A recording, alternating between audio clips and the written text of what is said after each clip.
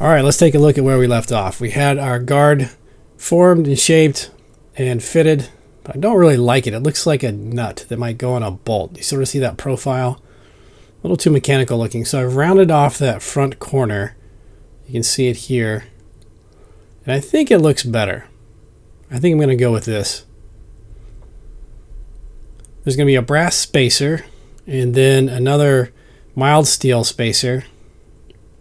And the brass is going to be undercut, so it'll come in from the edges a little bit. You'll see it'll be cool. Now, I cannot say enough or highlight enough how important it is to start with a perfectly square piece of wood when you're doing a through tank construction.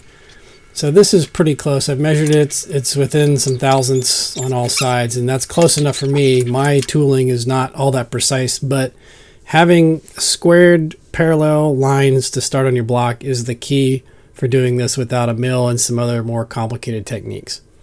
I have to measure everything out. I've placed a mock-up of the handle on there. We've sketched it out, and I'm going to find the middle on the top.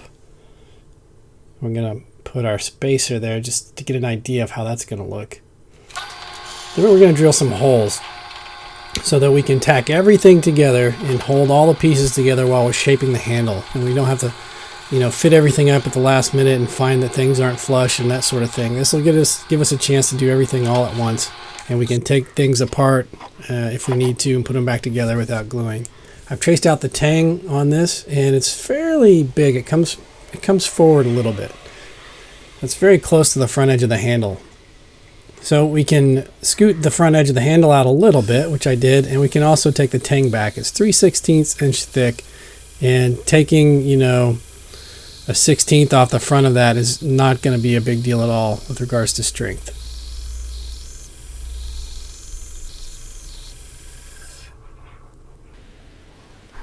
Much better. We're doing through tang here, so I'm going to have a pommel screw that's going to attach to a threaded portion on the tang. I'm going to draw where that comes out here, and that'll be the angle of our dangle as far as making a screw or threaded tang. I don't have a lot of complex machinery or precision here.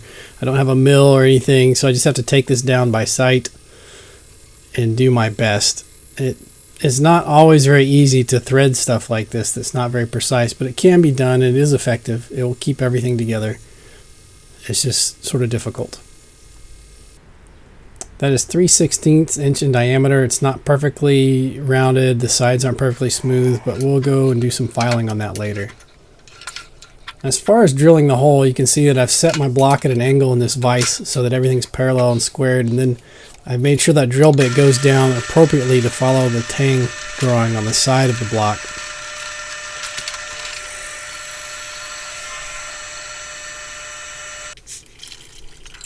And then this is a Sawzall blade, I think, that I've cut up. I really just took the back off of it so that it fit in a tang hole. I'm using it as a broach. So we drill our hole small and then we broach the rest of it. Over drilling, oversizing this hole to start with is just a disaster waiting to happen. You can very quickly, again, sand away into the back or the front of the handle, into the hole, the tang hole, if it's oversized. So you want it to fit as precise as possible. It doesn't have to be, Carl Anderson precise, but you definitely don't want to start oversized. And you might spend, an hour or two broaching. That's the way it is for me right now.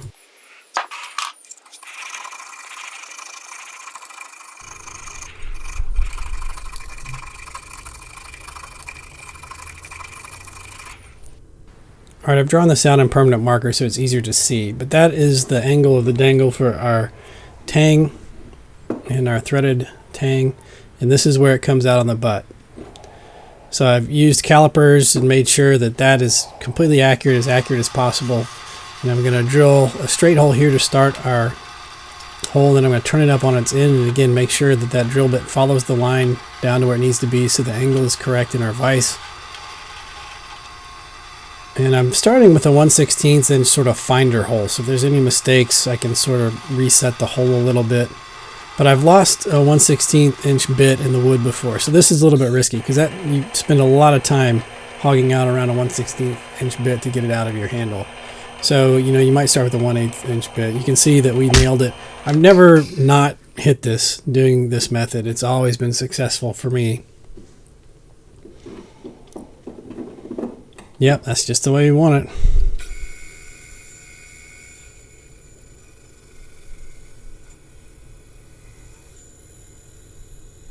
This is Tasmanian blackwood that's been stabilized.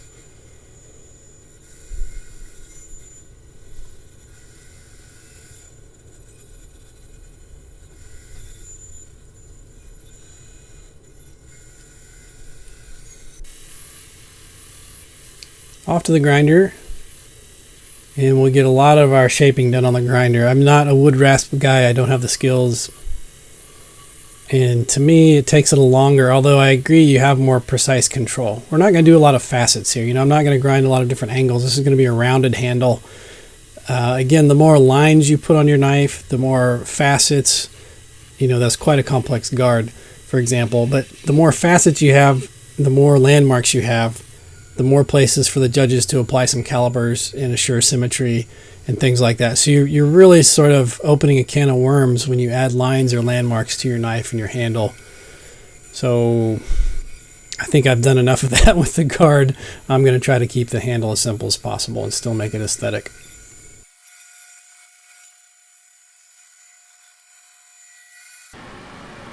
So again, the pommel screw here in the bottom is going to be a landmark. So I have to measure out, and I will with calipers, all around that in every direction to make sure it's in the very center of the butt.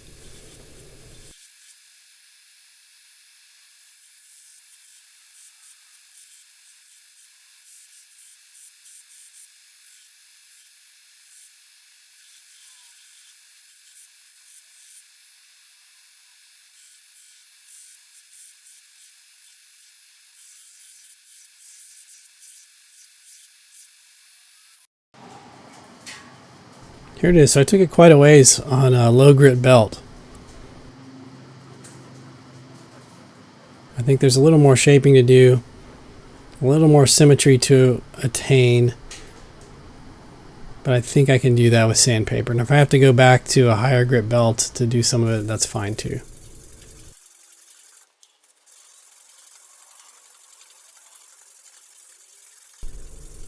So this is quite a process. This takes way more time than forging and grinding and even sanding your blade. Handle is much more complicated. Takes, you know, this is probably, for me, this is 80% of making a knife is getting the handle right, at least a through tang knife. Which is sort of a bummer. I'm not a big fan of this whole process, to be honest. So there it is, our handle. We split this into two videos here. I'm going to sort of work on our pommel screw by trying to file it a little bit. I'll continue this process in the next video, but I wanted to get something out quick. So here it is, guys. Check on you later. Case I want it all. He's scared 'cause I want